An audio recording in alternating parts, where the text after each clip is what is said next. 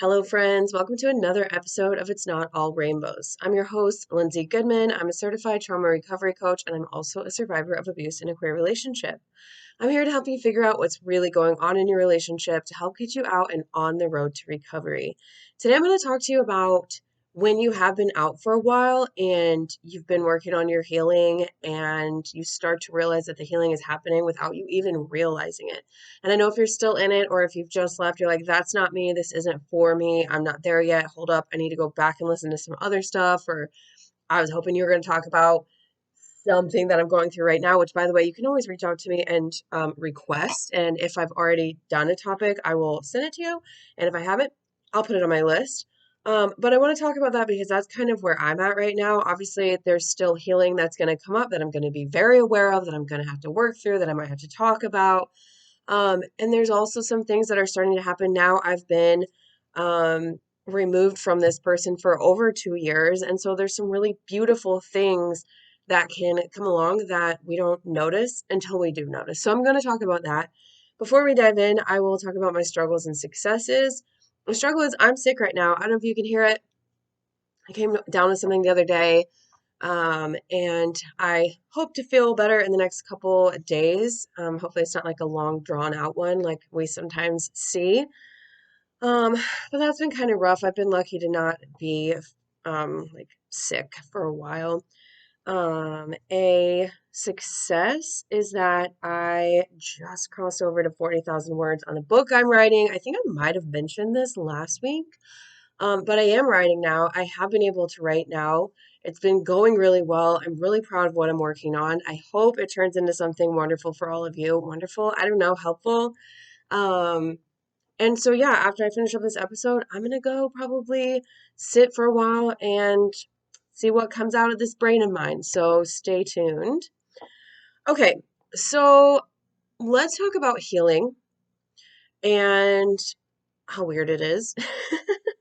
I don't exactly know where I'm going with this, but I wanted to give you an example of something that happened to me recently that 2 years ago was crippling for me. So we're going to start with that example of something that I could not do and kind of go with it and grow with it.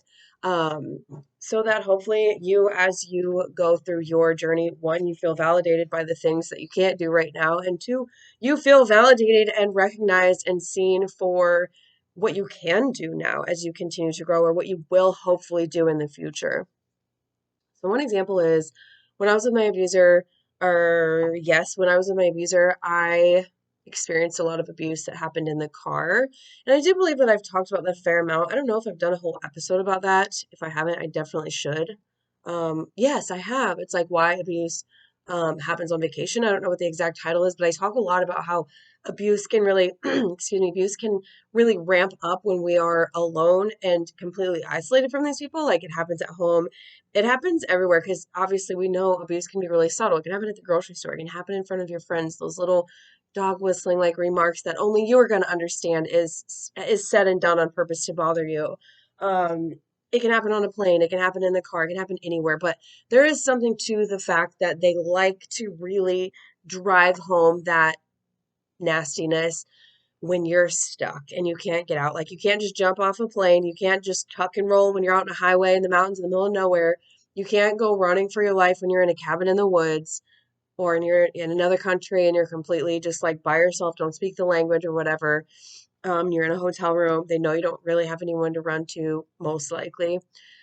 So they can really ramp that up. And so when I first left, one thing that I really struggled with was riding in cars with other people. It didn't matter who you were. I didn't want to feel stuck with you. I didn't want to feel like if something did come up, which I really hoped that if I was around someone after my abuser, that it at least wouldn't be that extreme. Like, but even at that time, I couldn't handle mild disagreements. And that's not to say that I was like, everybody needs to agree with me and just like baby me and pity me and like whatever I say, you have to agree because otherwise I'm going to break down. That's not how it was. It was hard. There were times when, like, talking to my son's dad, who I really needed to work through some stuff with after leaving that abusive relationship, and we needed to like reinvent our relationship as co-parents, and he kind of needed to understand some stuff and I needed to explain some stuff, and we needed to like figure out what we were going to do without someone controlling our every move. There was a lot of, it was difficult for me. And there were some sort of budding, I'm just going to call them connections, but like budding new like relationships, connections, friendships, things at the really early stages that I couldn't handle like mild disagreements. Like once I was talking to someone about someone's accent on TikTok. It's so stupid. They're an American person and they have like kind of a British accent now. And I was like, I do think that she's doing that on purpose because, like, as an American who's, I'm like in my 30s, I don't think that I would, like, I might switch some of the words I use, but I'm still going to say, like, Hoover. I'm not going to be like, get the Hoover because I'm not British, right? Um, obviously, I mean, I'm not like an expert on accents or anything, but like, obviously, when you're younger, it's more likely. But I was like, no, I'm pretty sure she's doing that on purpose. And the other person was like, no, that's her actual accent. And I started crying because like the conversation kept going and it was about nothing at all. But I couldn't handle it. Whereas now, okay, come to find out, I'm giving you multiple examples here. I just had the one about the car in my mind, but here we go. This is what we do sometimes on this podcast. We just roll with it. Um, so I couldn't handle things like that. And now, like, someone could disagree with me, and I am much more likely to just be like, okay, like you're allowed to feel that way and I feel my way. Like obviously it depends on the situation and what's going on and stuff. I'm much more able to handle my own feelings. I'm not going to just break down crying probably because I know that it's not abuse. The people that I'm around are not abusing me. I may just be like, I'm disappointed or I'm whatever, or that person's really going through something. So it's not so scary to have conversations with people because in the beginning it's very scary because you just don't know. You really don't know if people are safe. You don't know if what starts out to be like what seems like a nice connection, a nice friendship, or whatever turns out to be not very safe for you because that's what happened to you with your abuser. They started off safe. They started off someone that you thought you could be close to, and then come to find out they absolutely were not.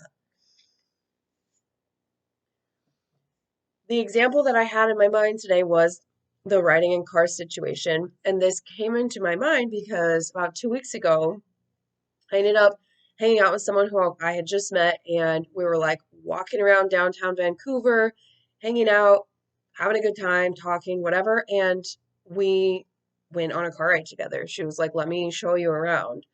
And I was like, absolutely. So I got in this car, we looked around Vancouver because it was like really rainy. And then I went on my merry way. I was like, thanks for showing me around Vancouver. See ya whenever. And drove back to the States, came home, didn't even think about the fact that I had gotten into a car with someone I didn't know. And yeah, just didn't cross my mind. And then all of a sudden I was sitting there, like, 2 weeks later, and I was like, I just got in a car with someone I didn't know and didn't even think about it. Like, not in the sense that it's like, oh, you're gonna get in a car with someone that's not safe or whatever. It was like, um, you didn't worry that they were gonna yell at you. You didn't worry that they were gonna trap you and, try to ruin your whole entire day or your whole entire life or whatever. I just was like, sure, you're gonna show me around Vancouver. We're gonna have a little loop de loop, and then I'm gonna go get in my car and I'm gonna head back to where I'm from. No big deal. I mean, in the early days, I remember, so it would have been like February or March of 2022, and I went no contact in October of 2021. I remember going to Seattle with my friend, and we had made plans, and we were going to stay in an Airbnb. Like, we are going to stay in the same location. And I still was like, can I meet you there? And to be fair, I had my son as well. So I was like, I'm just going to, like, I can't be in a car with someone for that long. And like, my friend was like, yeah, absolutely. I will meet you there. And we just drove, caravaned it down there. No problem, which is why like that friend made it through that time with me because she was really respectful and understood where I was coming from and wasn't like, that's a waste of gas or that's a waste of time or like I wanted to have conversation on the way down or whatever. Just like, yep, I get where you're coming from. That is an accommodation I can make. Let's do it. So again, I apologize for trying to do a podcast when my body's not really up for it.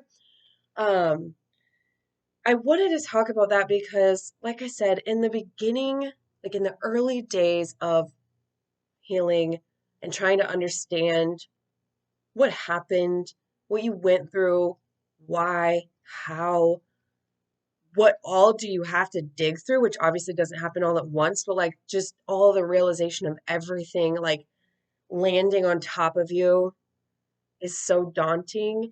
And I mean, I remember in the early days, like, and there's nothing wrong with this at all. I did it, it's completely natural.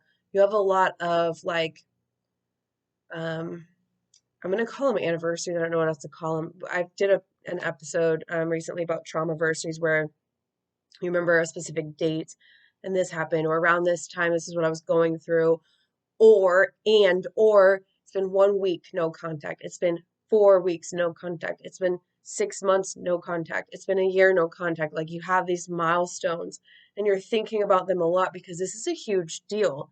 And I absolutely did that. And it wasn't like I was like, okay, I'm going to keep track. I'm marking it all. You might do that and that's okay. But it was just like in your head, you're like, oh my gosh, it's been a week. Oh my gosh, it's been a month. Oh my gosh, like everything is just, even while you're healing, even while you're trying to move on, even while you're trying to get away from everything you were in, it's like swimming in, you're still in the aftermath of it, right? It's, I don't really want to compare it to war because there's a war going on right now.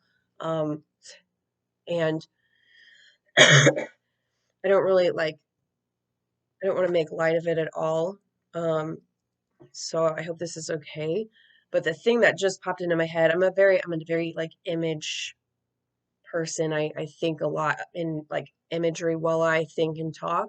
But I pictured World War II, which we are a little more removed from. But the war ended and there was still a lot of cleanup and there was still a lot of repair and there was still a lot of collective trauma and there was still a lot, right? It wasn't just like, okay, the war is over. Let's go back to our lives. It's very much still a part of the feeling of people who were there, right? So again, not to make light of war, not to say that we're like in a war zone.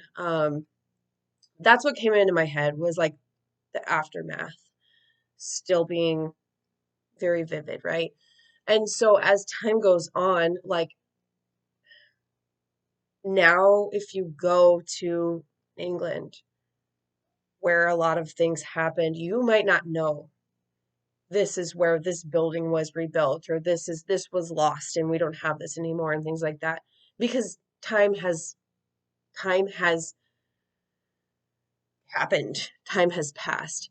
So that's kind of the same with where I'm going here is that, as time goes on, those things do become less obvious to you. You might go somewhere that you were afraid of going. You might walk past someone who was there during that time who you don't have contact with anymore at the supermarket, and you're just like, that didn't bother me at all. For a long time, I was like really afraid to run into people from the gym where we both went who were aware of a lot going on, but only from the side of the abuser. And that scared me. I was just like, these people probably think I'm crazy, blah, blah, blah. But I have run into people from that time, and I just was like, hi, whatever, I don't care. So while you're still going to have those things, and as we continue to go through life, we're still going to have triggers. We're still going to have trauma that comes up that we didn't realize was still in there. There are things that I have completely forgotten that I haven't really forgotten, right? It's still in there. And there are going to be things that don't ever come up again because that's kind of how our brains work. Like, I forget a lot of good things. We forget a lot of, everything. But it's possible that something comes up where you see something, you smell something, you hear something, you go somewhere and you're like, "Oh yeah." And then you work through that, right? But there are times that you're going to do things, you're going to say things, you're going to feel things you might love again. You might travel with someone again, thinking in the beginning, I'm never traveling with anyone again. I'm going to do everything by myself. I'm going to whatever because I can't trust, I can't whatever. You might start to make new friends. You might start doing things that your abuser took from you, said you couldn't do, said you weren't good enough for, you're too old for, you're too this for, you're too that for. Things that you lost, you might start to get back.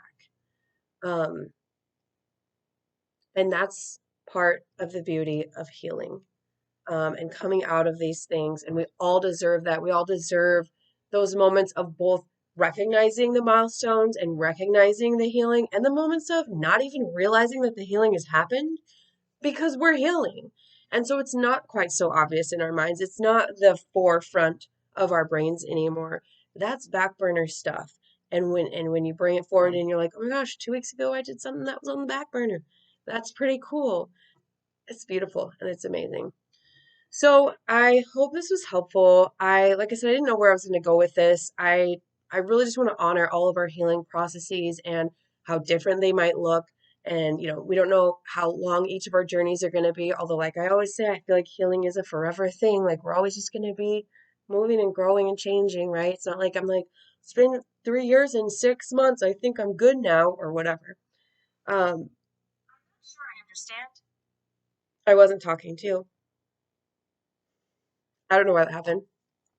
Um, So, yeah, just honoring your journey, honoring wherever you're at on that journey, whether you're just starting or you haven't started yet. And like, this could be really overwhelming. I know a lot of people will say, like, I can't see where you're at right now because I'm not there. And it makes me feel, you know, like I'm never going to get there, or it makes me feel guilty that I'm not there yet, or shamed, or whatever. And there are going to be people who have been out for 20 years, 30 years, whatever, who are listening to this and are like, oh, yeah, yeah, I feel that too, or I felt that, or, whatever. So, I hope that this was still helpful in some way. And I hope that, I don't know, like I said, I wasn't planning on talking about the aftermath of extreme world traumas, especially since, like I said, we are in one. So I hope everyone's okay after that. um, but anyway, I'm going to leave it at that. I'm going to go ahead and wrap this up. I'm going to go write for a little bit. Stay tuned. I'll keep trying to give you updates on it. It's one of those things with the book where I'm like, I don't want to talk about it too much because, like, what if it never happens? I have a little bit of imposter syndrome, or like maybe I don't believe in myself that I'll actually finish it.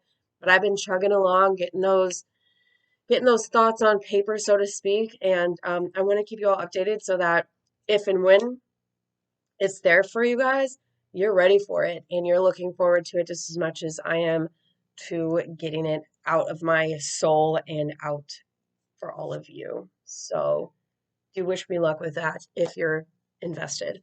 Okay. Uh go do something nice for yourself today. Go drink some water, especially if you're sick. Slow down. Don't try to do all the things like I do. And I'll be back next week with more.